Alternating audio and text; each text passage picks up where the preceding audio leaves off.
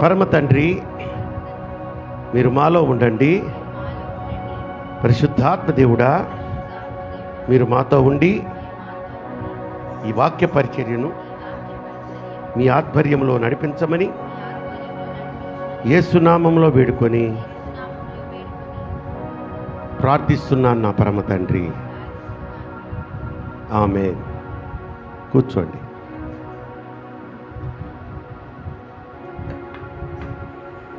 ప్రియమైన దేవుని బిడ్డలారా, రైల్వే క్రిస్టియన్ సమాజం అనే ఈ మందిరంలో నాటబడినటువంటి మొక్కలారా, వృక్షాలారా,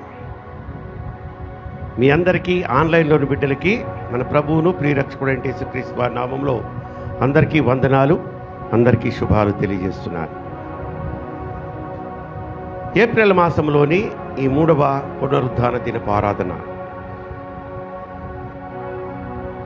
ఒక మంచి అంశముతో ప్రభువారు ఈరోజు మనల్ని, మన భక్తి విశ్వాస మార్గాన్ని సరిచేయాలని ఆయన ఆశపడుతున్నారు. చాలా జాగ్రత్తగా వినండి, చాలా జాగ్రత్తగా వినాలి. ఇప్పుడే మనం ఆరాధన చేసుకొని మన హృదయాన్ని, మన చెవులను, మన మనస్సుని ట్యూన్ చేసుకున్నాం ఈ యొక్క పరిశుద్ధ వాక్యాన్ని వినేందుకు. కనుక మరలా సాతానుడు వచ్చి మీ యొక్క ఆ కాన్సంట్రేషన్, ఆ యొక్క కాన్సంట్రేషన్ను పక్కకు తీసుకొని పోకుండా దేవుని వైపు చూస్తూ దేవుని మాటలు విందాం. అంశము, నీవు నేను విడిచిపెట్టవలసిన 4 పాత్రలు లేదా 4 కుండలు. నేను ఎప్పుడు చెప్తుంటాను, గుంటూరులో మ్యాథ్యూస్ గారండి, మొన్న ఇలా మహాసభలు జరిగాయి, అప్పుడు ఆయన చెప్పినటువంటి వాక్యం ఇది నాకు చాలా ఆశ్చర్యం వేసింది, చాలా ఇష్టం. జస్ట్ అంత ½ అన్ అవర్ వాక్యమే ఇది. ఎంత చక్కగా దేవుడు ఆయన ద్వారా ఆ వాక్యం నడిపింపునిచ్చాడు. మనం విడిచిపెట్టవలసిన మనలో ఉన్న 4 కుండలు చూసుకుందామా? యోహాను సువార్త 4వ అధ్యాయము 28వ వాక్యం. యోహాను సువార్త 4వ అధ్యాయము 28వ వాక్యము. ఆ స్త్రీ తన కుండను విడిచిపెట్టి ఆ ఊరిలోనికి వెళ్ళి నీరు వచ్చి చాలమ్మా, అంతవరకు చాలు. ఆ స్త్రీ ఏం చేసింది? ముందు కొండని, అంటే ఆమె దగ్గర ఏదో కొండ ఉంది, యేసు ప్రభుతో మాట్లాడిన తర్వాత ఇక నాకు ఈ కొండతో పని లేదని దాన్ని ఏం చేసిందంటే విడిచిపెట్టేసిందంట. విడిచిపెట్టేసి ఊరిలోకి వెళ్ళి ఏం చెప్తుందంటే, నా గురించి సమస్తము చెప్పిన మనుష్యుని మీరు చూడ్డానికి రండి అని ఆహ్వానించింది. ప్రియమైన దేవుని బిడ్డలారా, దేవుడు మనతో ఏది మాట్లాడినా ఆ తర్వాత ఇక మన జీవితంలో కొన్ని కుండలు ఉండకూడదు. చాలా ఉన్నాయి కుండలు. ప్రస్తుతానికి అన్న చెప్పినట్టుగా ఒక 4 కుండల గురించి మనం ధ్యానం చేసుకుందాం. చూడండి, ఆయన ఈ కొండ దీన్ని విడిచిపెట్టేరా, అమ్మా నువ్వు ఈ కొండను విడిచిపెట్టే అంటే నీలో ఉన్న ఆ యొక్క సంథింగ్ రాంగ్ అని ఎప్పుడు దేవుడు చెప్పడం. కానీ ఇది తప్పు, ఈ కుండలో ఇది ఉంది అని మాత్రం చూపిస్తాడు. మాలాంటి సేవకుల ద్వారా మాట్లాడి మీకు నేర్పిస్తాడు. విడుస్తావా విడవవా నీకే వదిలేస్తున్నాడు. కనుక ఆయన ఏం చేస్తున్నాడు? బలవంతం చేయడట. విడిచిపెట్టో అని ఎప్పుడూ ఆజ్ఞ ఇవ్వడు. విడిచిపెడితే నీకు కలిగే క్షేమం, నువ్వు పొందే కృప, ఆశీర్వాదం గురించి ఆయన తెలియజేస్తాడు. చూడండి, ఇప్పుడు నేను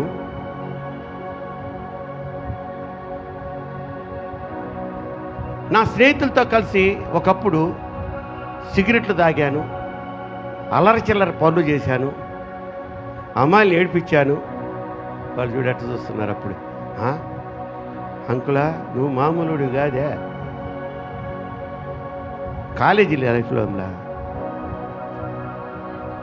కానీ ఈరోజు నాతో దేవుడు మాట్లాడాడు, నాతో దేవుడు ఉన్నాడని గ్రహించిన నా స్నేహితులు నా ముందు సిగరెట్ తాగరు, మందు అంతకంటే తాగరు. ఎందుకని? వీడు గొప్పడా, వీడిలో ఉన్నవాడు, వీడితో ఉన్నవాడు గొప్పవాడు కనుక వాళ్ళతో పాటు పరమ చండాలంగా జీవించిన నన్ను అరే ఒరే అని కూడా అంటారు నన్ను. ఇప్పుడు ఏయ్యా ఏమమ్మా, వాళ్ళు ఈ మధ్య ఫోన్లు చేస్తే నమస్తే మామ అంటున్నారు. ఫస్ట్ ఇదేందులో కొత్తగా నమస్తాలు పడుతున్నారా అన్న, లేదులే మామ అంటున్నారు. వాళ్ళలో మార్పు. నేను లోపల సంతోషించిన, నన్ను చూసి నేను గౌరవిస్తున్నారు అనుకున్నానా, తొక్కేస్తాడు నన్ను దేవుడు. అంతే. ఎప్పుడు మనల్ని చూసి మనం హెచ్చించుకోకూడదు. ఒక దైవజనుడు చెప్తున్నాడు సాక్ష్యం. ఆయన ప్రార్థన చేస్తే చచ్చిపోయిన వాళ్ళు లేస్తున్నారంట. చిన్నప్పటి నుంచి కాళ్ళు చేతులు అట్లా తిరిగిపోయి క్రిపిల్డ్ అంటారు వాళ్ళని. ఇక పుట్టుకతోనే ఇంక వాళ్ళ నరాలు అట్లా పుట్టడమే, నడవలేరు, ఇట్లా పోతుంటారు. అటువంటి వాళ్ళ దగ్గర తీసుకొస్తే ప్రార్థన చేస్తే చూస్తూ ఉండగలోనే తిరిగిపోయిన చెయ్యి కట కట కట కట కట కట కట కట కట కట ఎన్ని వచ్చేసి లేచి పరిగెత్తేవాళ్ళట. మన ఆంధ్ర రాష్ట్రంలో ఉన్న ఒకనొక దైవజనుడు చెప్తున్న సాక్ష్యం. ఒకనొక రోజు ఇంటికి పోయి, ఆహా నేను భలే చేయగలుగుతున్నానే అని మనసులో అనుకున్నాడంట. ఏమనుకున్నాడు? నేను చాలా కార్యాలు చేయగలుగుతున్నానే అనుకున్నాడు. ఆ రోజు నుంచి ప్రభువారు మరలా ఆయన ద్వారా ఈ రోజు వరకు ఒక్క కార్యం జరిగించలేదట. ఎంతో ఏడ్చాడట, ప్రభువా నేను క్షమించయ్యా, నేను అతిశయించాను, నన్ను క్షమించు. లేదు, నువ్వు అతిశయించావా? నేను ఇచ్చిన కృపావరాన్ని బట్టి నిన్ను తగ్గించుకొని, ఇతరులు వచ్చి మామూలుగా కొంచెం చెప్తుంటారు కదా, కృపావరం ఉందనుకోండి, వాళ్ళకి తెలియదు. ప్రార్థన చేసిన దైవజనుడి ద్వారా మేలు పొందిన వాళ్ళు వచ్చి, పాస్టర్ గారు మీరు ప్రార్థన చేశారండి, నిజంగానండి, అప్పుడు దాకా నాకు డబ్బులు ఇవ్వని నాకు అప్పున్నవాడు వెతుక్కుంటూ వచ్చి డబ్బులు ఇచ్చిపోయాడండి, నేను ఇప్పించానా? ఆ జ్వరం పోయిందండి, లేకపోతే ఆ రోగం పోయిందండి, లేకపోతే ఆ అప్పులు పోయాయండి, మా ఇంట్లో కుటుంబ సమస్యలు పోయాయండి అని పొగుడుతుంటారు పొందిన మేలును బట్టి. మీ అమాయకత్వం ఏంటంటే మీరు కూడా ఏం చెప్పాలంటే, అయ్యా మీరు ప్రార్థన చేయగా దేవుడు ఆ కార్యం చేశాడు, కొట్ట చప్పట్లు గట్టిగా దేవుని మహింపరచాలి. ఆ తత్వం మనలో ఉండాలి. అప్పుడే దేవుడు ఇంకా ఇంకా ఇంకా ఇంకా ఇంకా లేపుతాడు, వాడుకుంటాడట. కనుక ప్రియమైన దేవుని బిడ్డలారా, మనం ఇంకా విడవవలసింది అంటే ఈ కొండలని చెప్తున్నాను కానీ అవి మనలో ఉన్న పాపానికి సాదృశ్యాలు. ఏమి విడవాలి? నంబర్ 1, ఏమి విడవాలి? ఏ కొండను మీరు విడవాలి? నంబర్ 1 యెహెజ్కేలు గ్రంథము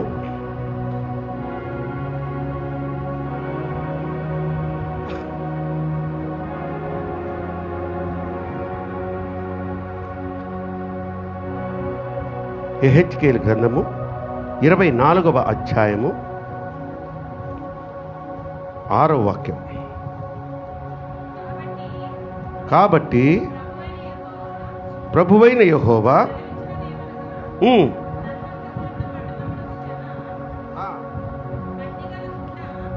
ఒక్క నిమిషం తల్లి, 24:6.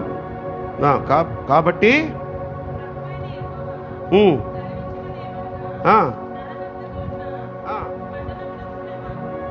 నరహంతకులున్న పట్టణములకు శ్రమ మట్టి గలకుండా మానకుండా, మట్టి కలిగి ఉండు కొండ నీకు శ్రమ. చాలు తల్లి.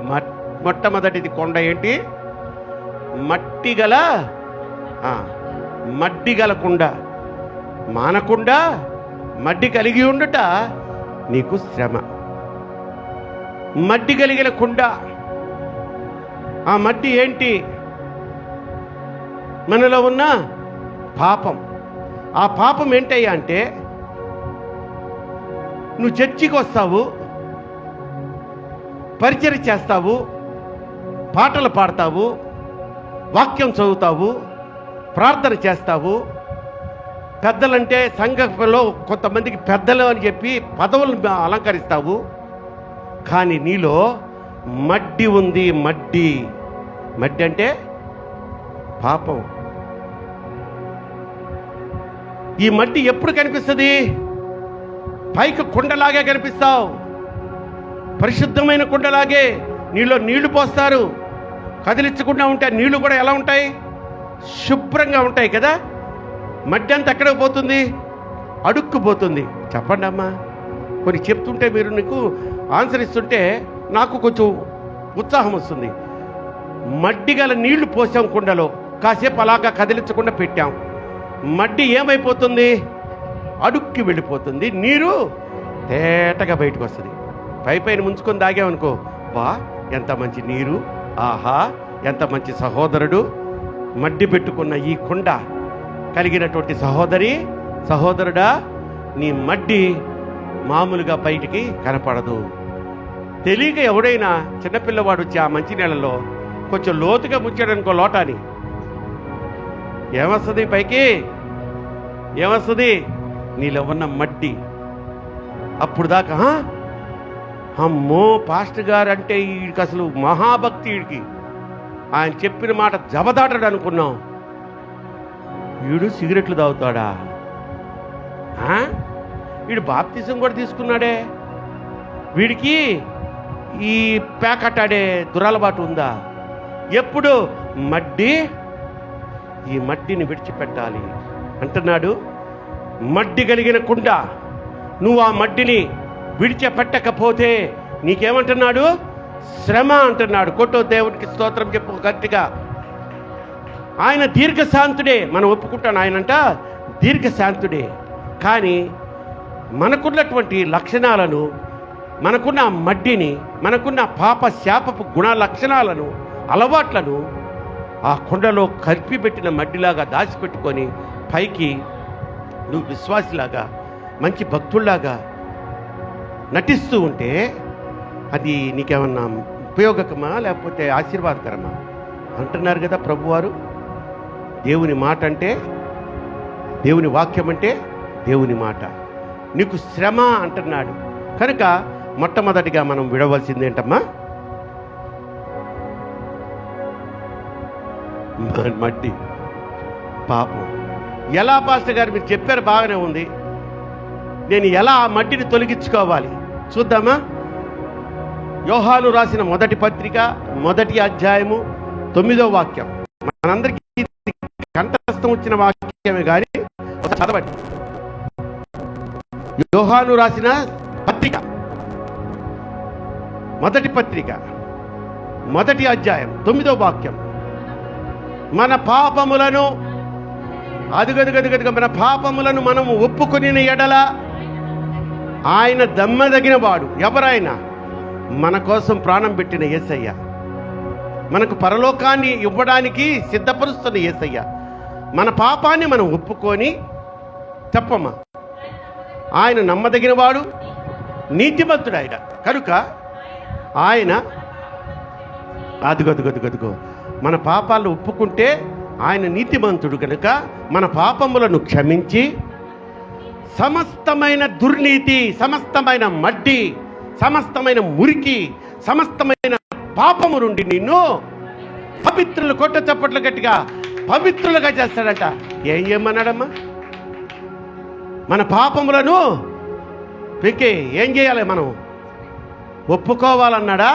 కప్పుకోవాలన్నాడు కదా. అరే నీ పాపాన్ని కప్పుకో నాన్న, నేను క్షమిస్తానన్నాడు కదమ్మా. ఒప్పుకోవాలా? ఒప్పుకొని వాటిని విడిచిపెడితేనంట. అరే పాపాన్ని ఒప్పుకొని విడిచిపెట్టడం కష్టమా తల్లి? అదే నీ పాపం పోవాలంటే అరే ఆ ఎర్రటి ఎండలో ఆ రోడ్డు మీద మోకాళ్ళతో నడవరా అంటే నడవ్వా నువ్వు? ఏమని నడుస్తావా లేదా? అలాంటి ఏం చెప్పలేదే ఈయన ఇక్కడ. మనం విడిచిపెట్టవలసిన మొదటి కుండ మడ్డి కుండ. మడ్డి కుండ అంటే మడ్డి అంటే పాపము, శాపము మనలోకి రాకుండా ఆయన మాటలు గ్రహించి కూడా వాటిని గైకొని వాడు శాపగ్రస్తుడు అంటున్నాడు. ఎందుకని శాపగ్రస్తుడు? నువ్వు పరలోకం పోవు. పరలోకం పోకపోతే ఎక్కడ పోతావు? నరకానికి పోతావు. ఇది చిన్నప్పటి నుంచి నేను వింటున్నాను, మీరు వింటున్నారమ్మా. నరకం అంటే ఎట్లా ఉంటుందో నోటి మాటతో చెప్తే తెలుస్తుందా మీకు? నరకం చూపిస్తే రాజేష్ నరకం ఎట్లా ఉంటుందో చూపిస్తే అప్పుడు మనం ఆ మడ్డి కుండను వదిలేస్తాం. ఎందుకు తెలుసా? దాని తీవ్రత మనకు తెలియదు. ఎప్పుడైనా మనిషి కంట ఏదైనా దృశ్య రూపంగా చూపిస్తేనే బుర్రలోకి ఎక్కుద్దంట, ఒక అవగాహన వస్తుందంట. అందుకని ఇప్పుడు చూసారా, ఒకప్పుడు క్లాసెస్ మాకు చిన్నతనంలో 4 1 4 అంటే 4 1 4 అందులో కొంచెం ఇట్లా బాగా చెప్పగలిగినోడు లేచి నుంచోండి ఆయన చెప్తుంటే మా లెక్కల మాస్టర్ నిద్రపోతా ఉండేవాడు.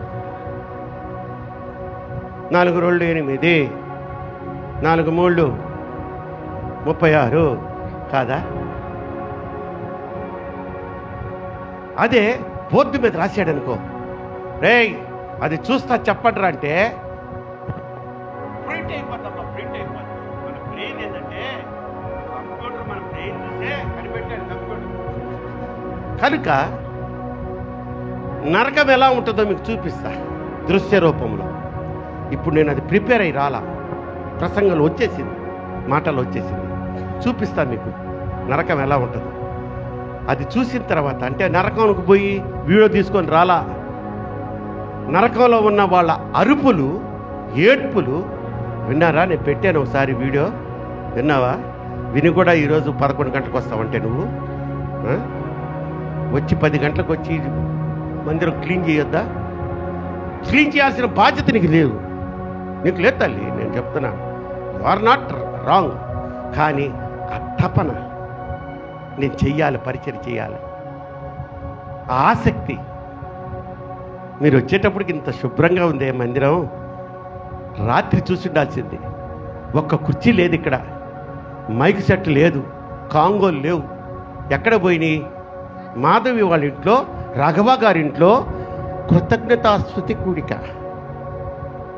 ఏరి రాత్రి జరిగితే ఏది ఆ మాధవి, ఏది ఆ రాఘవ, ఏది? షటప్.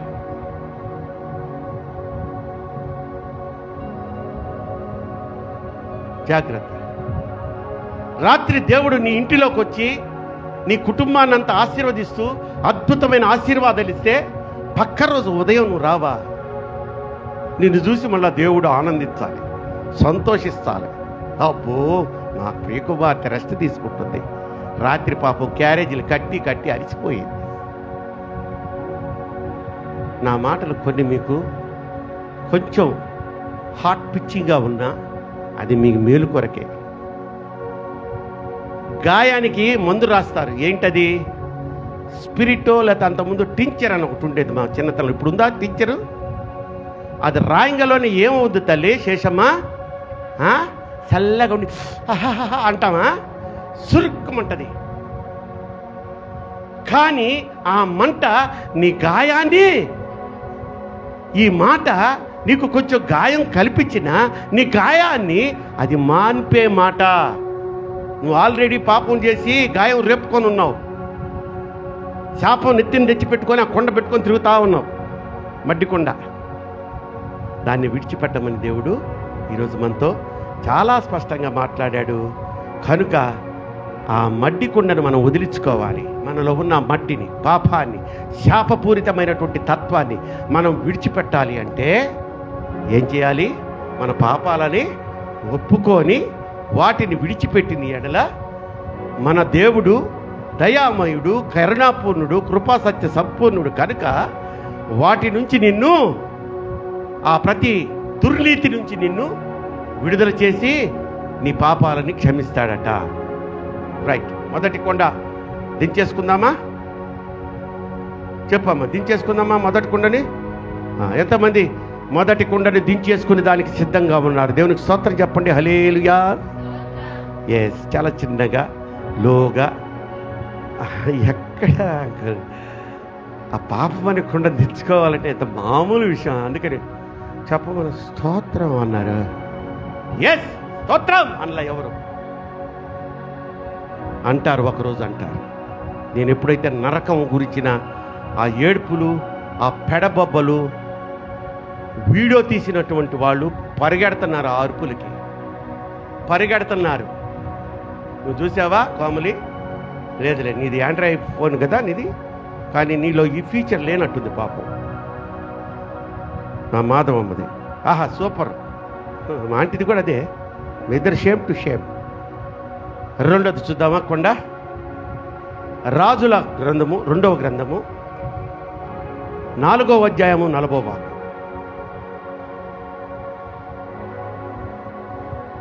జాగ్రత్తగా వినండి. అప్పుడు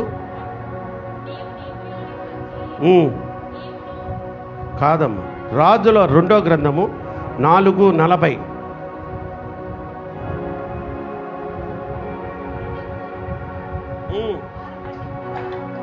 తినుటకు వారు వడ్డింపగా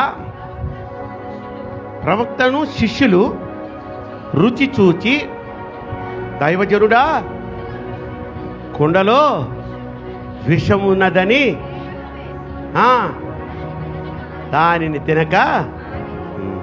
ఏ అమ్మా, ఎందుకు తినకూడదు? బ్లెస్సిదానా, విషం ఉన్న కుండలోని ఆహారం మనం తినకూడదా? ఎందుకని? మనం విషముని తింటే చస్తాం. అదే విషాన్నే మనం కలిగి ఉంటే, ఈ 2వ కొండ, ఆ కొండలో ఏముంది? విషం ఉంది. ఆ విషాన్ని ఏం చేయాలంటున్నాడు? పైకి బాగానే ఉంటుందమ్మా కొండ, లోపల విషం ఉన్న సంగతి ఎవ్వరికీ తెలీదు. లోపలే భలే ఉందే ఈ కొండ. ఆ అన్న భలే ఉన్నాడే, భలే సోకైన సొక్కా వేసాడే. అబ్బో, ఎప్పుడు బైబుల్ లేందే చర్చికి రాడే. పాట పాడతారా ఎవరైనా అంటే ఫస్ట్ లేస్తాడే. భలే కొండది, సోకైన కొండ.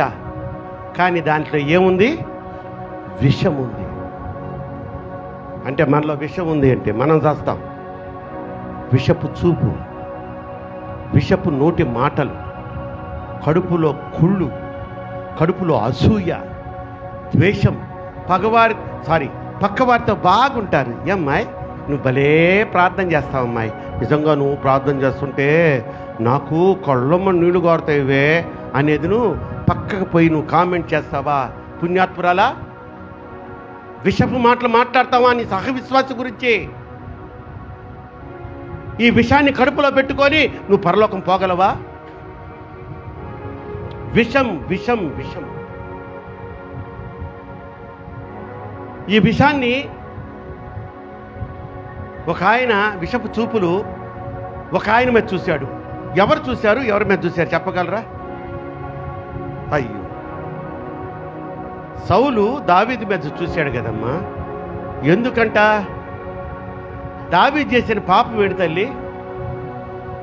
ఫిలిస్తీయుడు వచ్చి, వాళ్ళు యుద్ధానికి వచ్చి ఛాలెంజ్ చేస్తూ ఉంటే, అరే సున్నతి లేని ఈ బడుద్దాయిలు మా దైవ జనము, దేవుని నామమును పెట్టుకున్న ఇజ్రాయేలుని ఎదిరించుటకు వీరేమాత్రపు వారని చెప్పి రోషము కలిగిన వాడై వాడిని చంపేశాడు. వెళ్ళి దైవాత్మ పూర్ణుడై, చంపుటకు శక్తివంతుడు కాదు, దేవుని శక్తితో చంపాడు.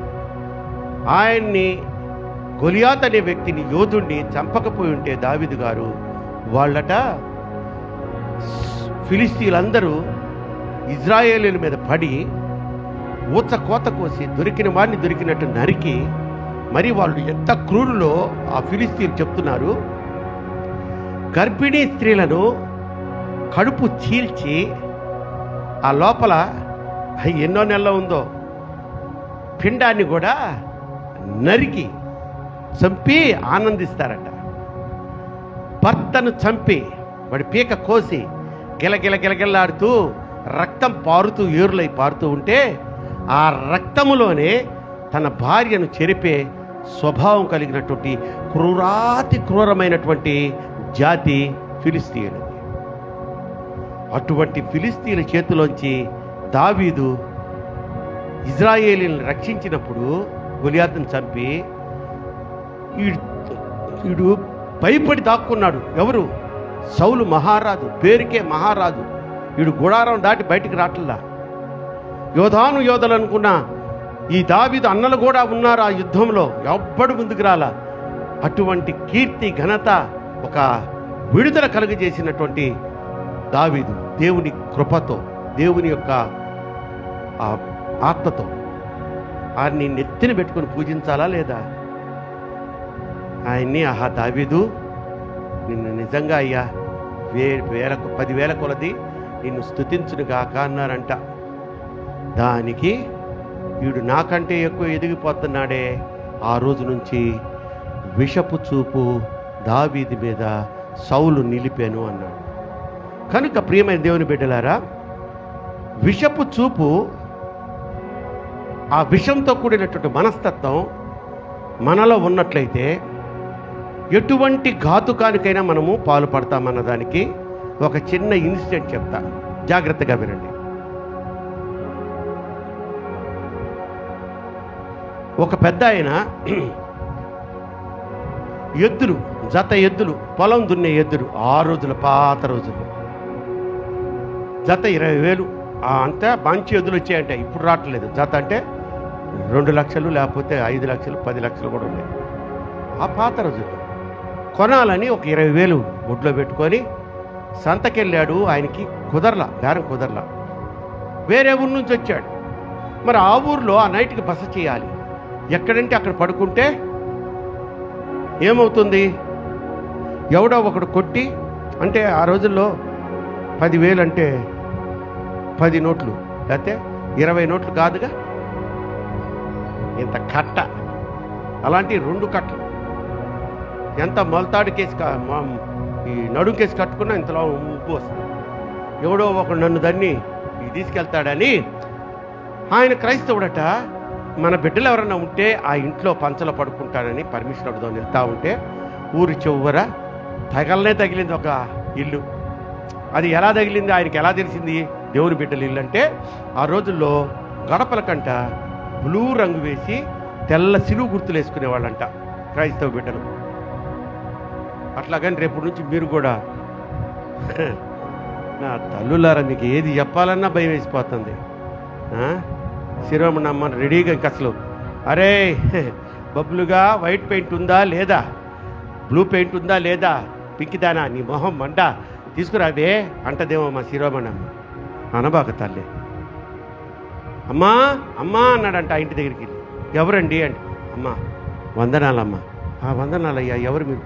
ఇలా వచ్చానమ్మా, ఇలా ఈ రాత్రికి నేను మీ వాకిట్లో పడుకుంటాను వర్షాలు. అన్నయ్య గారు, అంతకంటే ఏముంది అన్నయ్య గారు, రండి మీకు వేడిళ్ళు పెడతాను, స్నానం చేయండి, భోజనం కూడా పెడతాను, భోజనం చేసి శుభ్రంగా పడుకోండి. ఇక్కడ పొద్దున్నుంచి ఆ ఎద్దుల కోసం తిరిగి అలిసిపోయి ఉన్నారని చేస్తే, అబ్బా ఇది కదా క్రైస్తవ ప్రేమ అనుకుంటే, ఆయన వరండాలో పడుకున్నవాడు కాస్త, అమ్మో ఈ వరండాలోకి కూడా వచ్చి ఎవడో నన్ను తన్ని ఆ 20,000 లాక్కెళ్తాడేమోనని, అమ్మా చెల్లె అంటే వచ్చిందనమాట. ఈ 20,000 లోపల పెట్టు, ఎడ్లు కొందామని తెచ్చిన డబ్బు రేపు పొద్దున్నే తీసుకుపోతా అంటే, సరే అన్నయ్య గారు. పడుకున్నాడు. గుర్రు పెట్టి నిద్రపోతున్నాడు ఆయన. లోపల ఇళ్ళకి నిద్ర పట్టడంలో ఈ భార్యాభర్తలకి ఏంటంటే 20,000 అయ్యా, 4 రోజుల్లో 4 ఎకరాలు 5 ఎకరాలు పొలం వస్తుందంట. 20,000కి ఈరోజు గజం స్థలం రాదు. విజయవాడ పట్టణంలో గజం స్థలం రాదు. ఎట్లా ఏం చేద్దాం? పొద్దున్నే లేస్తే ఆయనకి ఆ డబ్బులు ఇచ్చేయాలి. నేను దేని గురించి చెప్తున్నానో తెలుసా? ఇదంతా విషపు మనస్తత్వం, విషపు కుండ. నీ మొహం మండ అనకుండా విషపు తలంపులతో ఉన్న వాళ్ళు ఎలా ప్రవర్తిస్తారన్నది ఈ ఇన్సిడెంట్ చూడండి. ఆయన నిద్రపోతూ ఉంటే దుప్పటి కప్పుకొని ఫుల్లుగా వెళ్ళి గొడ్డలు తీసుకొని ఒకటే దెబ్బ వేశారంట. అనేటాడికి మళ్ళీ కస 4 దెబ్బలు కొట్టాడికి ఇంకేముంది, రక్తం మడుగులో చచ్చిపోయాడు. అదే దుప్పటితో ఎత్తుకొని చుట్టేసి తీసుకెళ్ళి పెరట్లో గొయ్యి దవ్వి పాతేశారు. అమ్మయ్యా 20,000 మంది ఇక పొలం కొందామే అనుకుంటున్నా పడుకున్నారంట. తెల్లారుదాం 5 గంటలకు వచ్చి తలుపు తడతా ఉన్నారంట. ఎవరు ఈ టైంలో ఎవర్రా అని వెళ్ళి తలుపు తీస్తే ఆ డబ్బులు ఇచ్చిన ఆయన వందనాలు తల్లి ప్రైజ్లాడమ్మా అంటున్నాడంట. గత గత గత గత గత గత గత గత ఉడికిపోతున్నారు వీళ్ళు. వందనాన్న అమ్మ రాత్రి 20,000 ఇచ్చానుగా, తెల్లారిపోయిందమ్మా 5 అయిపోయింది, నేనేం పోతాను ఆ డబ్బులు ఇస్తే అంటే ఏంది అలా కంగారుకున్నారు, ఏ లేదన్నయ్య అని 20,000 తెచ్చిచ్చిందంట. వెళ్ళిపోయాడు. భార్యాభర్తలు మరి రాత్రి మనం చంపి పాతి పెట్టినోడు ఎవడు అని వెళ్ళి మళ్ళీ ఆ గొయ్యి తీసి చూస్తే వాళ్ళ కన్న కొడుకునే చంపేశారంట. ఏం జరిగిందయ్యా? రాత్రి ఒక టైంలో ఈయనకి ఆ దోమలు కొడతా గాలి సరిగా ఆడక లేచి ఆ వసారాలో ఈ ఎడ్ల బండికి బుట్ట అని ఉంటుంది, ఒకటి జల్లలాగా ఉంటుంది, మీకు తెలియదులే పాప మీకు. ఆ పోయి ఆ ఆరు బయట అక్కడ హాయిగా పడుకున్నాడట గాలి వస్తుంటే. వీళ్ళ కొడుకు కోడలు వేరేగా ఉంటారు. ఏమైందో వీడు ఆ అమ్మాయితో కాస్త గొడవపడి అలిగి పుట్టింటికి వచ్చాడు. వచ్చినవాడు ఆ అర్ధరాత్రులు అమ్మా నాన్న నేను లేపుతాంలే, వీడు చూస్తే బయట మంచం ఉంది, దుప్పటి జిడ్డు కూడా ఉంది, పొద్దునే చెప్పవచ్చులని ఆ మంచం మీద వాడు పడుకొని ముసుగుదాన్ని పడుకున్నాడు.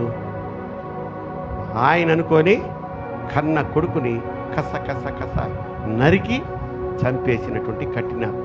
కనుక కడుపులో విషం ఉంటే ఇటువంటి ప్రమాదాలు కూడా జరిగే అవకాశం ఉంది. కనుక విడిచిపెడదామా? ఈ కుండను కూడా విడిచిపెడదాం.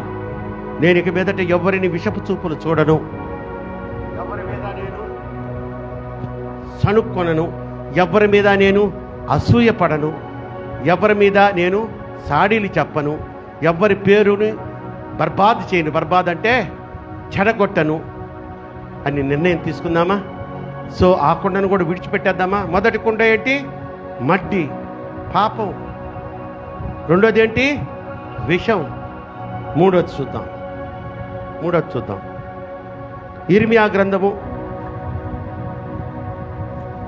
22వ అధ్యాయము 28వ వాక్యం.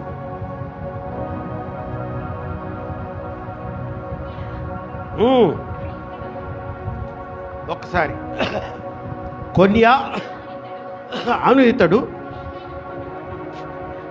హేయమైన ఓటికుండ వంటి వాడు, పనికిమాలిన ఘటం, అతడును అతని సంతానమును విసిరివేయబడి తాము ఎరుగని దేశంలోనికి ఏలత్రోయబడితిరి. కొన్యా అనే రాజు, యూదా రాజు యొక్క కొడుకు వాడే ఇక లాస్ట్ వాడంట. బహు ఓటి కుండ లాంటి వాడంట. అక్కడే ఉంది చూసండి. కొన్యా చదువమ్మా. కొన్యా అను ఇతడు హేయమైన ఓటి కుండ వంటి వాడు. చాలు తల్లి. ఓటి కుండ ఒకటి, నెంబర్ 1 కుండ మడ్డి కుండ, నెంబర్ 2 కుండ విషపుతో కూడినటువంటి కుండ, 3వ కుండ ఓటి కుండ. ఓటి కుండ అంటే మీకు అర్థం చెప్పేదా? ఓటి కుండ అంటే ఏందమ్మా? ఏం ఉండదు. ఎందుకని? ఓడిపోయి ఉంటుంది. అంటే ఓడిపోవడం అంటే క్రాక్ ఇచ్చి ఉంటుంది. బిడ్డలారా, యవ్వన బిడ్డలారా, ఓడిపోవడం అంటే మీకు తెలియదేమో. ఒక కుండ క్రాక్ ఇచ్చింది అనుకో, క్రాక్ అంటే లైట్గా పగిలి గీటు పడ్డాం. దాంట్లో ఆయిల్ పోస్తామా మనం? ఆ కుండలో ఆయిల్ పోయగలమా? నీళ్లు పోస్తామా? ఇంకా పచ్చడి, ఊరగాయ పచ్చడి పెడతాం, అందులో ఆయిల్ అంతా గారిపోయి చెత్త మిగులుద్ది అందులో. అది తినగలమా మనం? కోమలమ్మ, మనకి ఎలా ఉండాలి పచ్చడి? ఆవకాయ పచ్చడి అంటే నూనె బాగా తేలుతూ ఉండాలి. కొలెస్ట్రాల్ సంగతి తర్వాత, ముందు కొమ్మడమే వేసి. ఓటికుండలో నువ్వు పచ్చడి పెడతావా సుమలత? ఎందుకు పెట్టవు? అది ఓడిపోయింది కాబట్టి. మరి అది దేనికి పనికి వస్తుందో చెప్పమంటారా? పాత రోజుల్లో అయితేనమ్మా ఉప్పు కూడా కాదు తల్లి, ముసలమ్మ ఉమ్మేసుకునే దానికి దాంట్లో కొంత ఇసుక పోసి ఆ మంచం కింద పెడితే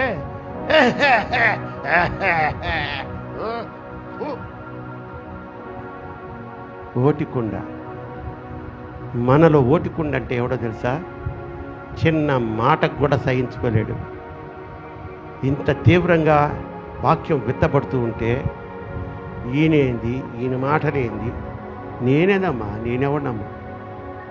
దేవుని మాటలుగా వీటిని స్వీకరించువాడు మహానందపడతాడు. ఎంత దేవుడు నాకు చక్కగా నాలో ఉన్న లోపాలను తెలిపాడని సంతోషపడతాడు. ఈ ఓటికుండలు ప్రతి సంఘంలో ఉంటాయి. చిన్న మాట కూడా తట్టుకోవు, తప్పని మిగిలిపోతాయి. పగలడం అంటే ఓడిచ్చేస్తాయి. ఇంకా అక్కడి నుంచి అయ్యి పనికి రావు ఓటికుండలు. అంతెందుకు, విశ్వాసుల్లో మనకి ఒక బ్యాడ్ లక్ అనుకోవాలా, అది నా దురదృష్టం అనుకోవాలా. ఎవరైనా పాటలు పాడితే ఇక్కడికి వచ్చి, పురుషుల్లో, స్త్రీలలో మీరు ఉన్నారులే పాపం, అరిగిపోయిన గ్రామ్ఫోన్ రికార్డు లాగా అయ్యే పాడుతుంటారు మీరు. మా పురుషుల్లో ఎవరన్నా లేచొస్తారా, నేను కూడా మీతో పాటు పాడాలని అనుకుంటున్నాను అనుకున్నట్టే టక్కమని వాళ్ళకి ఒక మైక్ ఇచ్చి నేను కాస్త రెస్ట్ తీసుకుందాం అనుకుంటే, అబ్బే నా దురదృష్టం.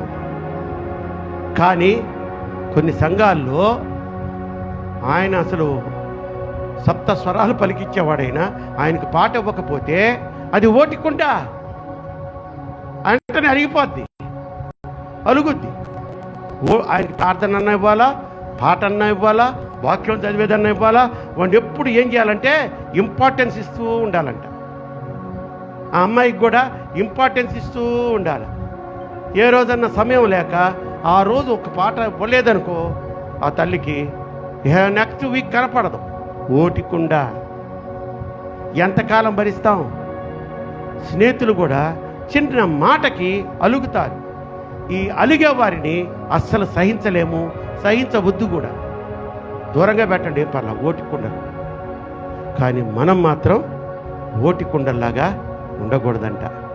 మనం ఎలా ఉండాలా? మనన్న ఒక మాట అన్నా ఎవరైనా సహించేవారిగా ఉండాలా, వారిని ఆదరించేవారిగా ఉండాలా, కట్టి కుండల్లాగా ఉండాలా. ఓటుకుండల్లాగా మనం ఉండకూడదని. ఏదన్నా మనం అన్నాం అనుకో, మూతి ఇంత పొడుగును పెడతాడు మగోడైనా. ఎందుకు? ఆడికి తెలియదు, సహించడం తెలియదు, తగ్గించుకోవడం తెలియదు, వాక్యం తెలియదు. మళ్ళీ ఈయన వాక్యం చదువుతాడంట. చూడండి, అటువంటి ఓటి కుండల్ని, అలా ఫీల్ అయ్యే వాళ్ళని వీలైనంత వరకు దూరంగా పెట్టండి. వదిలేయొద్దు, కానీ దూరంగా పెట్టండి. అలా కాదు పాస్టర్ గారు, దైవజనుడా, నేను అస్సలు ఫీల్ కాదు. ఎందుకు ఫీల్ అవ్వాలి? మీరేం చెప్పారు కాబట్టి, మీరు మంచిగా చెప్పారు. మమ్మల్ని పరలోకం చేర్చే మాటలేగా అయ్యి, మమ్మల్ని నరకానికి పోకూడదన్న మాటలేగా అయ్యి అన్నవాళ్ళు ఓటి కుండల మాదిరి మనం ఉండకూడదంట. చివరిగా ఒక మాట చెప్పి ముగిస్తాను. 1 మడ్డికుండ, 2 విషపు కుండ, 3 ఓటికుండ.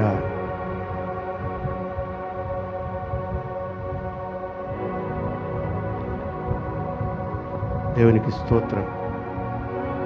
నా మీద నీవు చూపు ప్రేమకైనా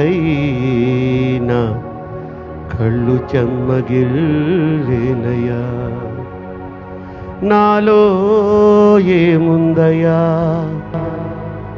అర్థమే కాదయ్యా. జీవితాంతం నీ కౌగిలిలో నేనయ్యా యేసయ్యా. ఒదిగి పోతానయ్యా, ఒదిగి పోతానయ్యా యేసయ్యా, ఒదిగి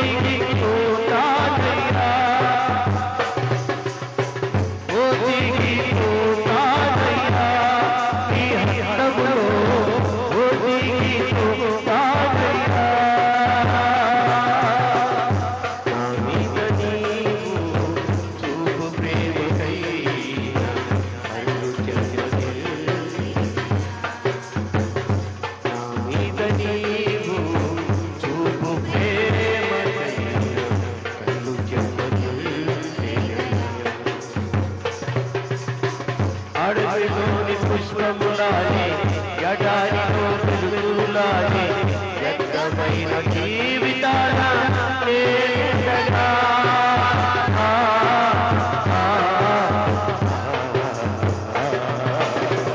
ఎడారిలో వెలుగులానే, అడవిలోని పుష్పములానే, వ్యర్థమైన కుండలా నేనుండగా. ఊపిరే నీవే ఊయగా, స్తుతించినా ఆనందమే నిరునా. నీ ఊపిరే నీవే ఊయగా, నిన్ను స్తుతించిన ఆనందమే నిరునా.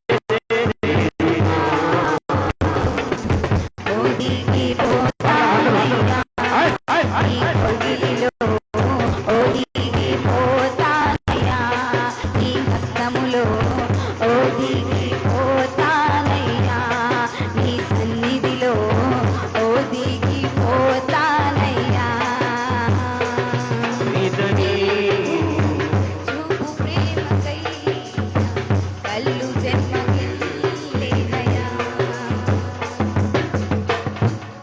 కనుక తల్లి ఆయన మన మీద చూపుతున్న ప్రేమకు మనం కళ్ళు చెమ్మగిల్లాలట, అంతేగాని కోపగించుకోకూడదు.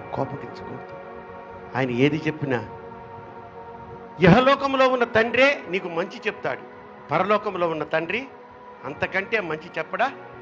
ఆయన చెప్పే ప్రతిదీ మన మంచి కొరకే, మన క్షేమ కొరకే, మనం పరలోకం చేరుట కొరకే. 4వ కొండ, అది చెప్పగలరు ఎవరైనా? మడ్డికుండ, విషపుకొండ,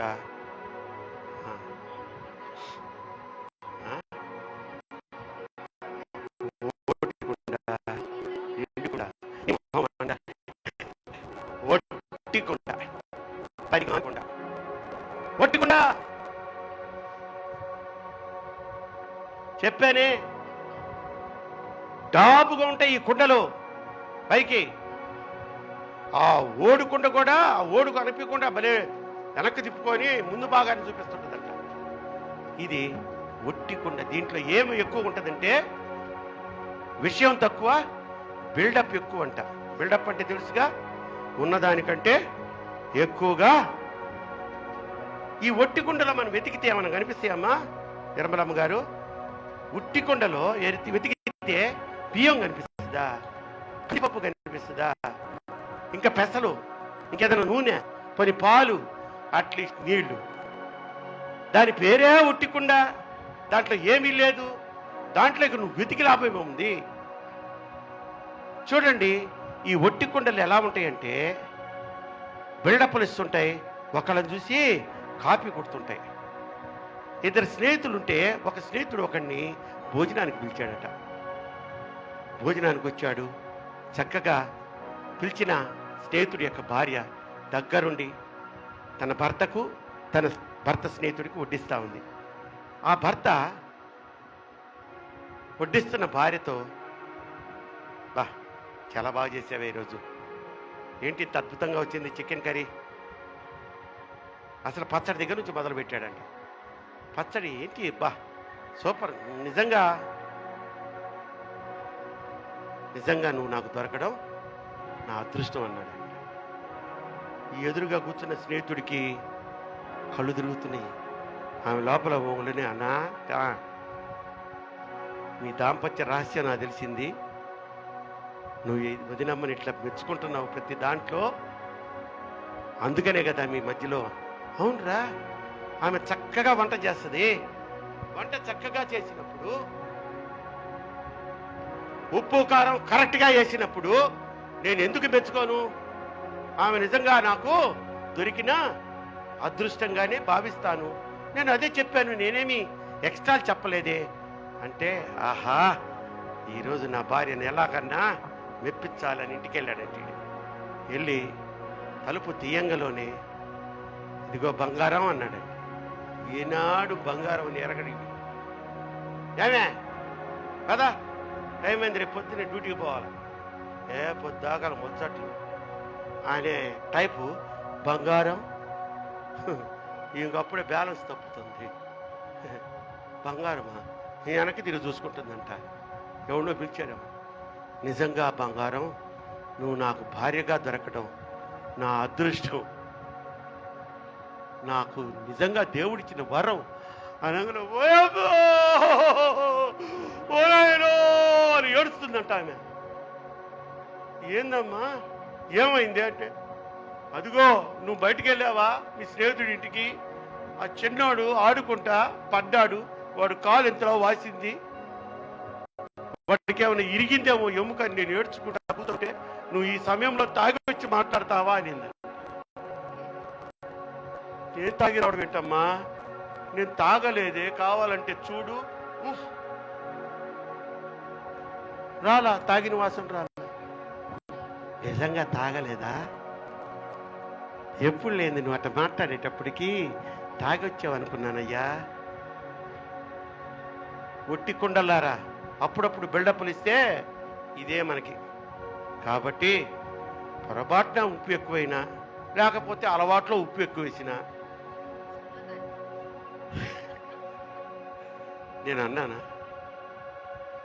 కొంతమంది అద్భుతంగా ఆ చేతికున్నవి అట్లా వేస్తారమ్మా, కొలతలు కూడా ఉండవు, ఒక విధమైన టేస్ట్ వస్తుంది కుమారమ్మ. అన్నీ కూడా ఉండవు, ఒక్కోసారి మసాలా, అల్లం, వెల్లుల్లిపాయ కావలసినంత ఉండదు, అవనదేదా అతి ఆ ఉప్పు, కొంచెం కారం, నేను కొంచెం చింతపండు పులుసు ఎక్కువ పోయి, టమాటాలు తగిలించు, ఇది ఇట్లా బాగుంటుంది, ఏమి అలా పెట్టంగా ఆహా అద్భుతంగా అద్భుతం అద్భుత. కొంతమంది పెట్టుకొని ఇప్పుడు కోస ముక్కను మీరు నెట్టేసి కొట్టుకోవాలా, కరెక్ట్గా ఫాలో అవుతారు, అయినా కూడా నోట పెట్టలేము. కొంతమంది చేతులు అంతే. కనుక పొట్టి కుండలంటే బిల్డప్పులు ఎక్కువ, విషయం తక్కువ. అటువంటిది డాంబికము పోకూడదు. ఈ భర్త డాంబికం పోయి ఎప్పుడు లేని పొగడత పొగిడాడు, పప్పులో కాలేశాడు. డాంబికాల గురించి ఒక మాట చెప్తాను చూడండి. 3 ఎలుకలు మాట్లాడుకుని అంట, డాంబిక మాట్లాడు. సంఘాల్లో చాలా మంది ఉంటారమ్మా, అయ్యా సంఘాల్లో ఈ డాంబిక మాటలు మాట్లాడేవాళ్ళు నా దగ్గరికే వచ్చి వేసేస్తుంటారు స్టోరీస్, భయంకరమైన స్టోరీలు వేస్తుంటారు. బిడ్డ నేను ఈ ఆత్మ పట్టుకుందా అని. ఒకసారి ఒక యవ్వన కుమారుణ్ణి మీ ఇంట్లో కూరలేంట్రా అని, రొయ్యలు వచ్చినాయి, ఓ 3 కేజీలు తీసుకుంది. మా నాన్న పోయి ఓ 2 కేజీలు చికెన్ తెచ్చాడు. ఈ లోపల వాడిగ్గా ఇచ్చే చేపల కూర, ఆ చేపలు ఆమె వచ్చే, ఆమె ఒక 3 పెద్ద పెద్ద చేపలు ఇచ్చేసి వెళ్ళిపోయింది. అప్పుడు చాలా ఉండింది రమ్మ, నాయన ఒక వారం వస్తాయా అన్న. రావమ్మా, 3 కేజీల రొయ్యలు ఆ రోజు వండిందంట, 3 పెద్ద పెద్ద చేపలు వండిందట. వాళ్ళ నాన్న 2 కేజీలు చికెన్ తెచ్చాడంట. ఉండేది 4 ఆ ఇంట్లో. అబ్బా వండేసిందంటే మరి ఫ్రిడ్జ్లో పెట్టేస్తే వారం వస్తాయి కదంటే, ఏంది అంకులో సాయంత్రానికి లేవు. అమ్మ వాడిని ఏం చేయాలమ్మా నేను? ఏమి చేయలే. రే డాబుగాడా, ఇలాంటి చాలా నాకు స్వానుభవం, మీకు చాలా ఉండుంటాయి. కసేసమ్మా ఏమైనా ఉన్నాయా లేదా? 3 ఎలుకలు మాట్లాడుతున్నాయంట. మా ఇంట్లో యజమాని నన్ను చంపాలని 1 కేజీ ఎలకల మందు తీసుకొచ్చి పెట్టాడు, దాన్ని చప్పరిచ్చేశాను, వచ్చి మీతో మాట్లాడుతున్నానని. ఎలక కేజీ మందు, ఎలకల మందు చప్పరించేసేసి వచ్చి మీతో మాట్లాడుతున్నానని 2 ఎలుకలతో మాట్లాడు. నువ్వు ఊరుకోవమ్మా, మా యజమాని ఇనప బోను పెట్టాడు నా కోసం, పొయ్యా లోపలికి పటా పటా ఇనప కమ్ములు కొరికేసుకొని ఇప్పుడు మీ దగ్గరికి వచ్చి మాట్లాడుతానంటే చాలే మీ డాబులు. 3వది, నా కోసం రోజు ఆడుకునేదానికి ఒక పిల్లి వస్తుంది, దాంతో ఆడుకునేదానికి నేను పోవాలనింది. అర్థమైందా? అర్థమైతే స్తోత్రం చెప్పండి, హల్లెలూయా. ఇలా ఉంటాయి డాంబికపు మాటలు. సంఘాల్లో డాంబికపు మాటలు చెప్పేదా? పాస్టర్స్లో కూడా పెద్ద పెద్ద డాంబికములు పోడేవాళ్ళు ఉన్నారు. ఇదిగో నేను చెప్తున్నాను, ఈ వాక్యం నేను విని నేర్చుకొని మీకు చెప్తున్నాను. మ్యాథ్యూస్ అన్నాను, వాళ్ళ సంఘంలో ఒక ఆయనంట, ఆయనతో ఒక పాస్టర్ గారు, అన్నా మా సంఘంలో ఆరాధన చేస్తుంటే బిడ్డలన్నా అభిషేకం పొంది అడుగున్నర గారిలోకి లేచి ఆరాధిస్తుంటారంట. ఏం తమ్ముడు, నేల మీద అభిషేకం అన్నా అడుగున్నర ఏళ్ళకి నేలకి అడుగున్నర స్థలం అంటే గాల్లో అభిషేకం పొంది ఆరాధిస్తుంటారంట. డాంబికం కదమ్మా.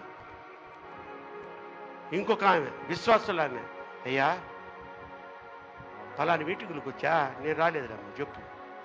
ఆ అమ్మాయిని చూడలేదు కదా, నువ్వు అంటే ఏ అమ్మాయి అమ్మ?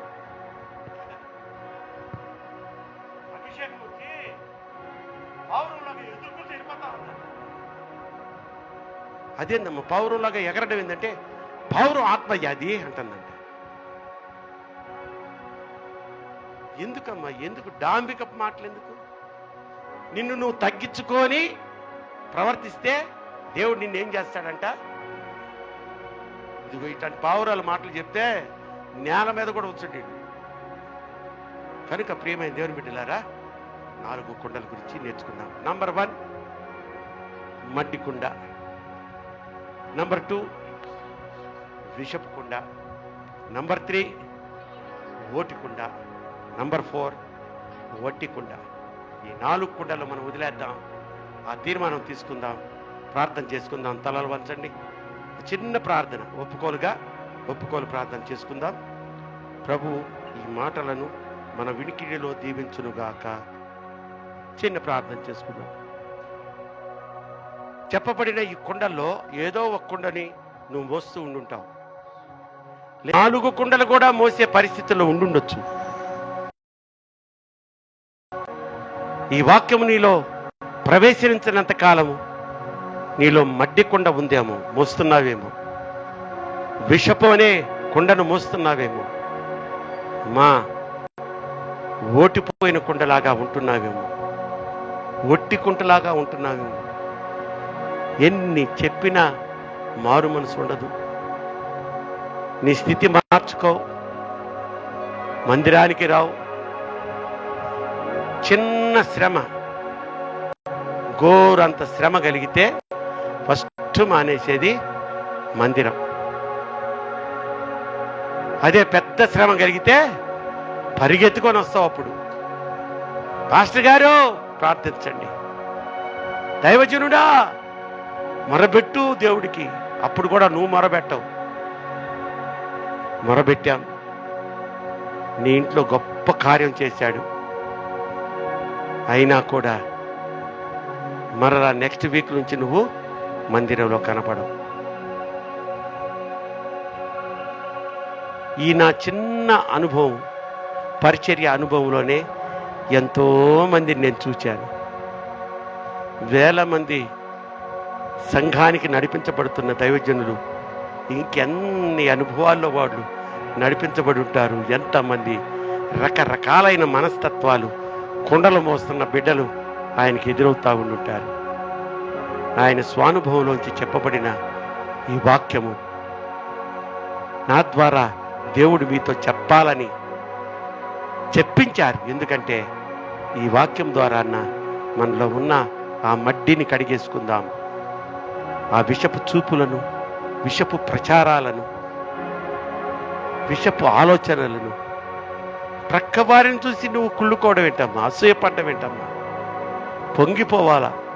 ఇటువంటి ప్రార్థనాపరురాలు నా స్నేహితురాలు, నా సహవిశ్వాసి అయినందుకు నేను సంతోషపడుతున్నానని పొంగిపోవాలా, సాక్ష్యం చెప్పాలా?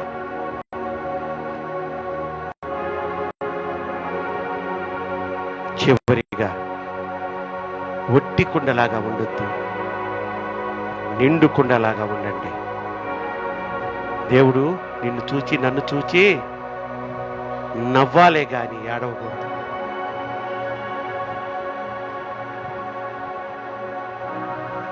తల్లి కళ్యాణమ్మ, నీ మనసులో ఎంతో వేదన ఉంది, బాధ ఉంది. నీకు మందిరానికి రావాలన్న ఆశ ఎంతగానో ఉంది, కానీ కొన్ని పరిస్థితులు నిన్ను ఆపేస్తున్నాయని తన ఆత్మతో నాకు తెలియజేసి నీతో మాట్లాడుతున్నాడు. ఈ లోకము, లోకాశలు, ఈ బాధలు, ఈ దుఃఖము మనతో ఉంటుంది, కానీ మనము సదాకాలం ఉండబోయేది మన పరమదేవుడు, పరలోకము కనుక వాటిని జయించే శక్తి నీకు ఇస్తానంటున్నాడమ్మా. తల్లి తీసుకో, ఇప్పుడు తీసుకో. నీ భర్త ద్వారా కొంత ఆవేదన నీ హృదయంలో, నువ్వు మంచి విశ్వాసమే, నీకు ప్రతి ఆదివారం మందిరానికి రావాలని ఉంటుంది.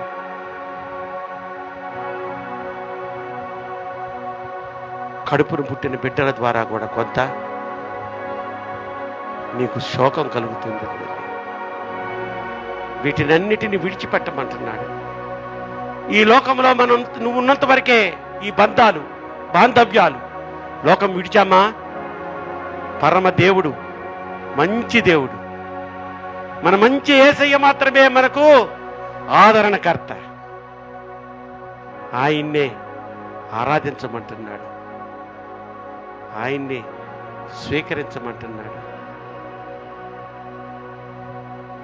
నమ్మమంటున్నాడు, ఆయన మాటలను నమ్మమంటున్నాడు. కళ్యాణమ్మ, నీతో నేను ఉన్నాను తల్లి, ఇంతకాలం నీతో నేను లేనా, ఇక మీద ఉండనా? దేవుడిస్తున్న వాగ్దానాన్ని స్వీకరించు.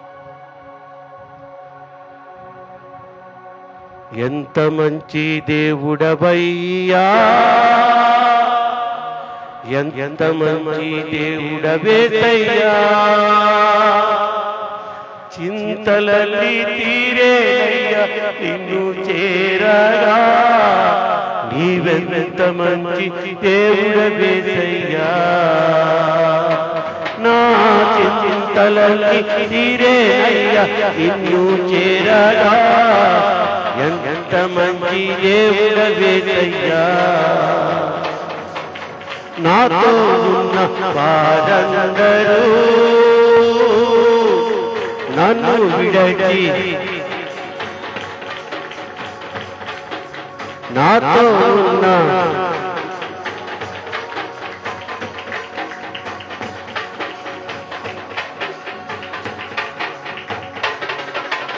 ఎన్నెన్నో గురిచేసినా నన్ను నీవు విడువలేదయ్యా, ఎన్నెన్నెన్నో ఇబ్బందులకు గురిచేసినా నన్ను నీవు విడువలేదయ్యా, యేసయ్యా ఎంత మంచి, ఎంత మంచి దేవుడవేసయ్యా, చింతలన్నీ తీరేయ్యా చేరగా, ఎంత మంచి దేవుడవేసయ్యా, నా చింతలన్నీ తీరేయ్యా,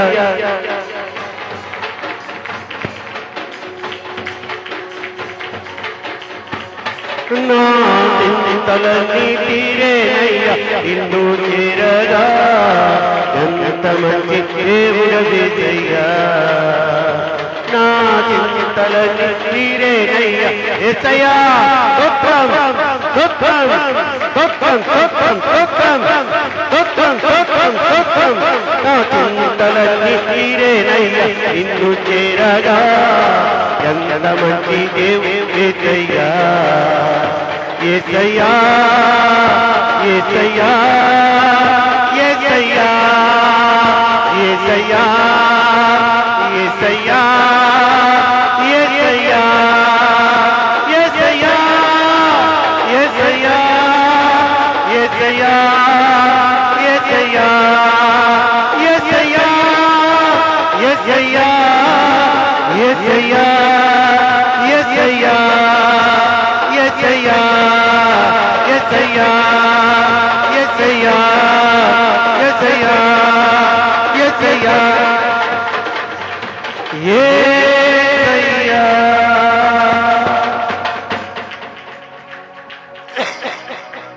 శ్రద్ధగా ఈ వాక్యాన్ని ఆలకించిన నీకు దేవుడు తన కృపను దయచేయునుగాక. నా నిండు మనసుతో నా చెయ్యెత్తి మిమ్మల్ని అందరినీ ఆశీర్వదిస్తున్నాను. మీరందరూ మీలో ఉన్న ఆ మట్టిని తొలగించుకొని, ఆ విషాన్ని తొలగించుకొని, ఓటు కుండల్లాగా నిస్సత్తువుగా ఉండకుండా, ఒట్టి కుండల్లాగా పనికి రాకుండా ఉండకుండా, నిండు కుండలాగా నిండు మనసుతో యేసయ్యని పూజించే బిడ్డల్లాగా అభిషేకించబడుదురుగాక.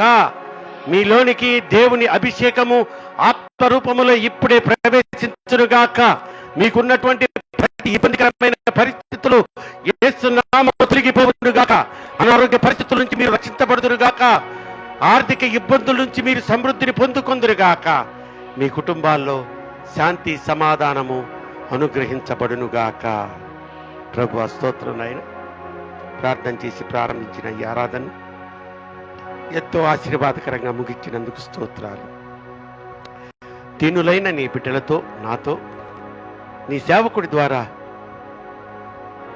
విత్తబడిన వాక్యాన్ని మేము ధ్యానం చేసుకున్నటకు మీరు కృప చూపించారు. ఎందుకంటే ఈ సంఘానికి ఈ వాక్యము అవసరమని మీరు తలంచారు. అందుకనే నన్ను ఒక బోరగా, ఒక పనిముట్టుగా వాడుకొని ఈ వాక్యాన్ని సూటిగా నీ బిడ్డల హృదయాల్లో విత్తినందుకు స్తోత్రాలు. విత్తిన ఈ వాక్యాన్ని ఏ సాతానుడు ఎత్తుకొని పోకుండా బిడ్డలు పదిలిపరుచుకునే ఒక పరిశుద్ధాత్మతో వారిని నింపండి. బాప్తీసాలు లేని వారికి బాప్తీసాలు దయచేయండి. అలాగే రేపు బాప్తీసం తీసుకోబోతున్న నీ ప్రియకుమార్తె, నా సహోదరి, నా సొంత అక్కయ్య అరుంధతి అక్కయ్య బాప్తీస కార్యక్రమాన్ని మీరు ఉండి ఆ బిడ్డకు మీరే నా ద్వారా బాప్తీసం ఇవ్వమని కోరుకుంటూ యేసునామములు వేడుకొని ప్రార్థిస్తున్నాను నా పరమ తండ్రి. ఆమేన్.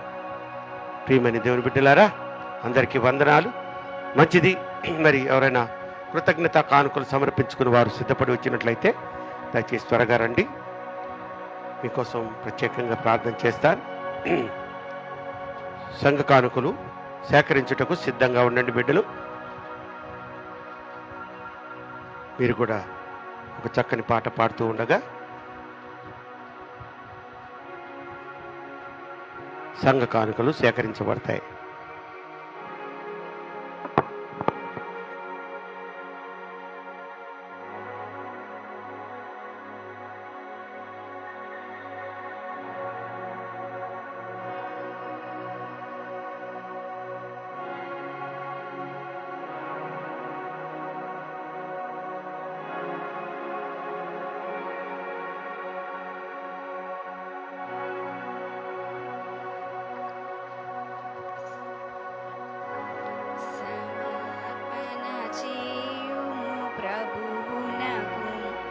సమర్పణ చేయు ప్రభువునకు నీ దేహమే దినము సమయమును, నీ దేహము ధనము సమయమును సమర్పణ చేయుము ప్రభువునకు.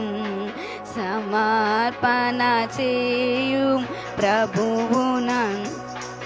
అబ్రామును అడిగెను ప్రభు అప్పుడు, ఇస్సాకును అర్పణ ఇమ్మనెను. అబ్రామును అడిగెను ప్రభు అప్పుడు, ఇస్సాకును ఇమ్మనెను. నీ బిడ్డను సేవకు నీ చెదవా, నీ బిడ్డను సేవకు నీ చెదవా, నీ చెదవా. సమర్పణ చేయుము ప్రభువునకు, నీ దేహము ధనము తమును సమర్పణ చేయుము ప్రభు. ఆపు.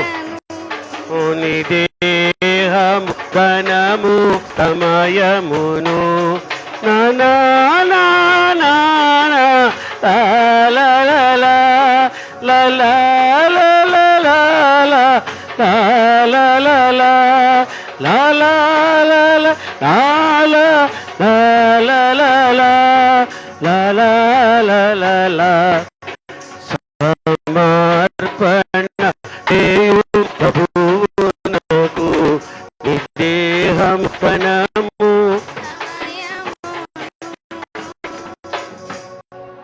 ఇది దాని స్థాయి, ఇది దాని రాగం. ఏ వాళ్ళు కూడా మీ రాగం చూసి కాను కూడా ఏమైతుంటారు. ఈరోజు చాలా తక్కువ వస్తాయి కాను. పాటలు పాడడం బాగా ఉత్సాహంగా పాడడం. మీరు బాగా పాడతారు తల్లి, నా అంత మెచ్చుకునే వాళ్ళు ఉండరు. తప్పు పాడితే తిడతానా నేను సుమలత? సరి చేస్తా అంతే కదా. సరే లేచి నుంచుంటారా? మర్చిపోయాను, ఒక్క నిమిషం కూర్చోండి కూర్చోండి కూర్చోండి. రేపు ఉదయం 11 గంటలకు మన సంఘ ఆవరణములో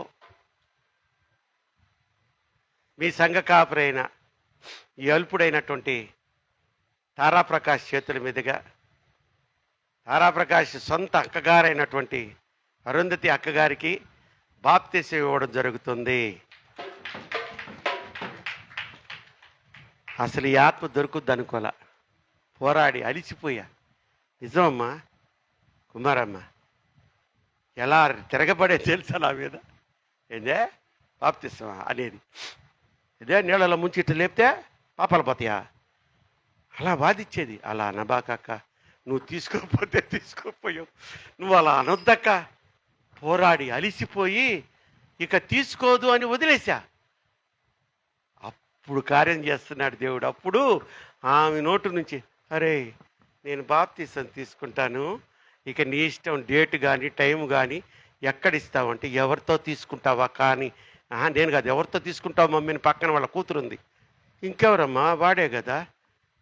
మళ్ళీ అంటుంది, మళ్ళీ అంతలో కూడా కొంచెం ఏదో ఉండండి, రేపు నేను చనిపోతే మా అక్క బాప్తిసం లేకుండా వెళ్ళిపోయింది నరకానికి, నా తమ్ముడు ఏడవకూడదంట, అందుకని తీసుకుంటుందంట. ఏదో ఒక కారణం లేదు తల్లి నువ్వు తీసుకుంటున్నావని. ఆ రోజు నిజంగా ఆనందానికి హద్దులు లేవు. దేవుడు అక్కకి ఆ భయంకరమైన వ్యాధి వచ్చిందన్నప్పుడు నేను ఇక్కడ ఆ రోజు రాజశేఖర పాలయ్య గారు వచ్చున్నారు, ఆయనతో నేను చెప్పి, మరి అక్క కదా వస్తుంది, రాకపోతే మనం రక్త సంబంధికులం కాదు, ఆ బాధ వస్తుంది అయ్యా అంటే ఆయన ప్రార్థన చేసి ఒకటే, తర్వాత ప్రవచనంలాగా కాదు, ప్రార్థనలోనే దేవుడు నాతో మాట్లాడాడు, దిగులు పడకు, నీ అక్కని నేను మరణానికి అప్పచెప్పను, ఆమె మార్గాన్ని సరి చేయడమే ఈ శోధన, ఈ శారీరమును సరి బాధను నేను అనుమతించాను, కానీ కొంతకాలం ఈ శ్రమ పడాల్సిందే అన్నాడు. అలాగే శ్రమ పడింది అక్క. ఈరోజు ఆ శ్రమలోంచి సంపూర్ణమైన స్వస్థత పొందుకుంది. ఎటువంటి భయంకరమైన వ్యాధి, ఎన్ని లక్షల ఖర్చు అయినాయి. ఆ బిడ్డ ద్వారానే నేను బాప్తిసం తీసుకుంటానని సాక్ష్యం చెప్పించారు. రేపు తీసుకోబోతుంది కనుక దయచేసి వీలైనంతమంది అందరు రండి. 11 అంటే ఏముంది, పావు గంటలో అరగంటలో అయిపోతుంది. మళ్ళీ వీళ్ళు వంటలు వండుకోవచ్చు, లేదా ఈ లోపలే పొద్దున్నే డ్యూటీలకు పోయే భర్తలు ఉన్నవాళ్ళు, స్కూల్స్కి పోయే పిల్లలు ఉన్నవారు, మీరు వాళ్ళని ఆ క్యారియర్లు కట్టించేసేసి 11 గంటలకల్లా వచ్చేస్తే 11:30 కల్లా మిమ్మల్ని వదిలేస్తాను. వస్తారా? దేవునికి స్తోత్రం చెప్పండి. హల్లెలూయా. ఇంకా లేచి నుంచోండి, లేచి నుంచోండి. చివరి ప్రార్థన చేసుకుందాం.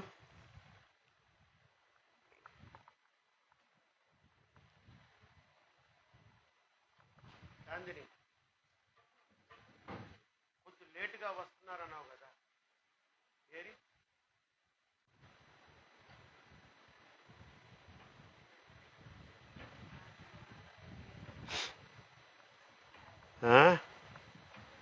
అదే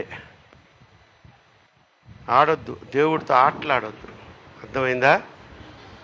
రక్షణ పొందుకున్న నువ్వు గద్దెచ్చాలి, ఇంటికెళ్ళి సమర్థించకూడదు, అర్థమైందా?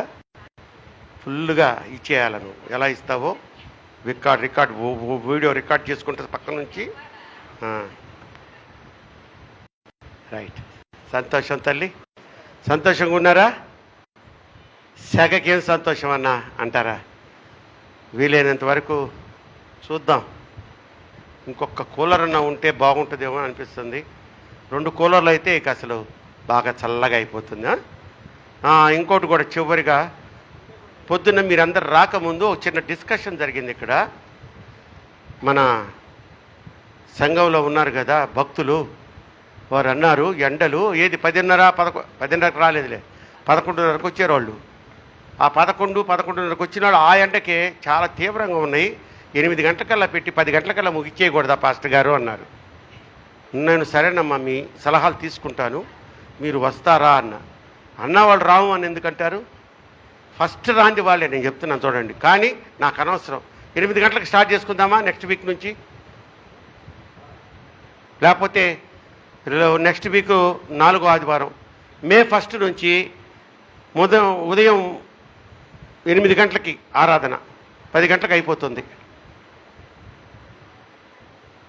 మేము వస్తాము అన్న వాళ్ళ చేతులు ఎత్తి చూపించండి. 1 2 3 4 5 6 7. నేను చెప్తున్నాను, పిచ్చ వ్యవహారం కాదు ఇది.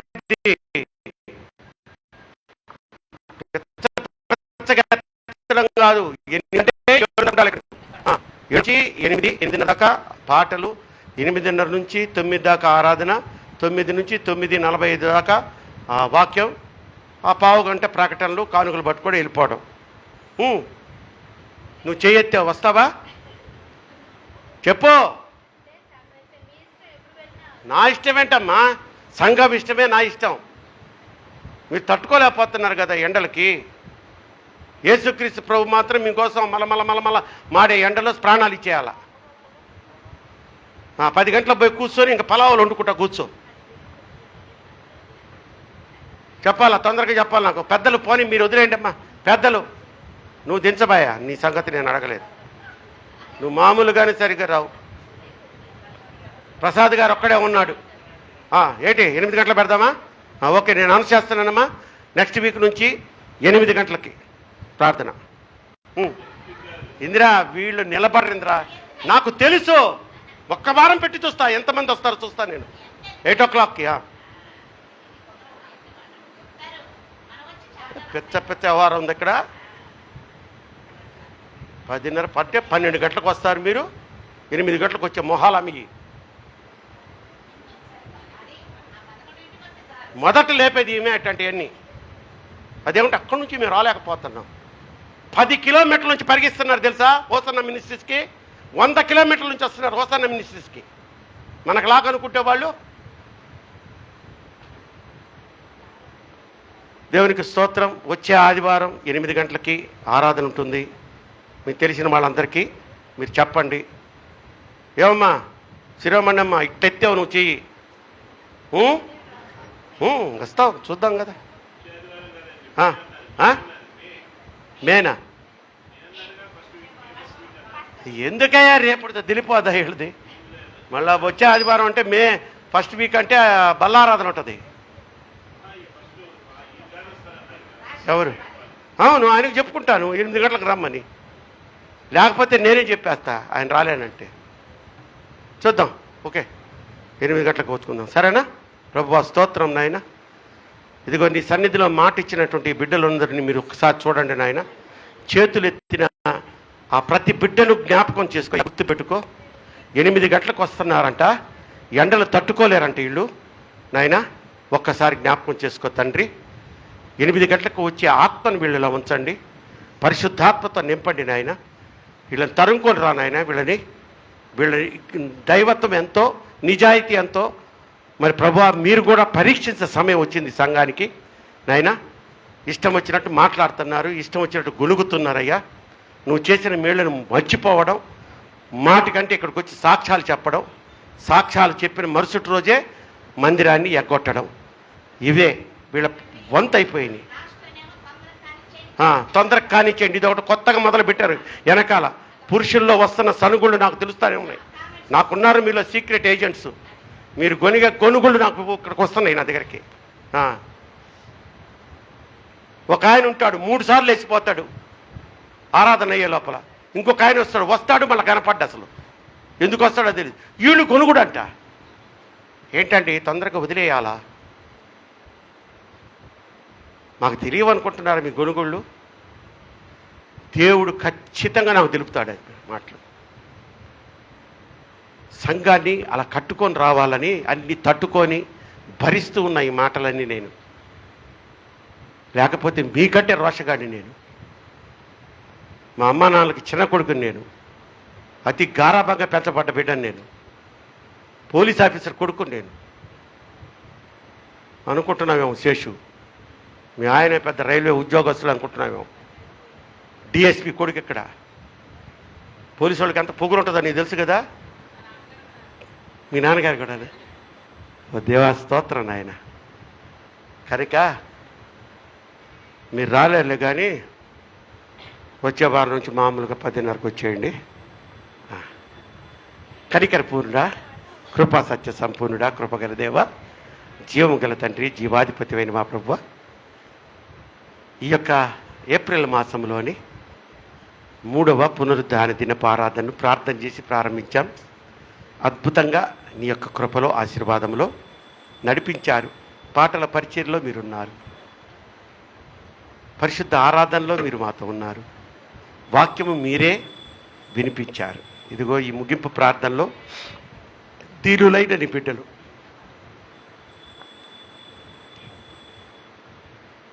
కొన్ని శారీరక శ్రమల వలన కొంత అలసిపోతున్నారేమో, ఇబ్బందిగా ఫీల్ అవుతున్నారేమో. ఒక్కసారి ఈ ఎండ తీవ్రతను కూడా తట్టుకునే సహనాన్ని, ఓపికను మీరు నాకు ఇచ్చిన ఈ బిడ్డలకు దయచేయమని నీ దాసుడుగా, నీ పనివాడిగా నీ పాదాలు పట్టుకుని వేడుకుంటున్నాను. Yes my lord.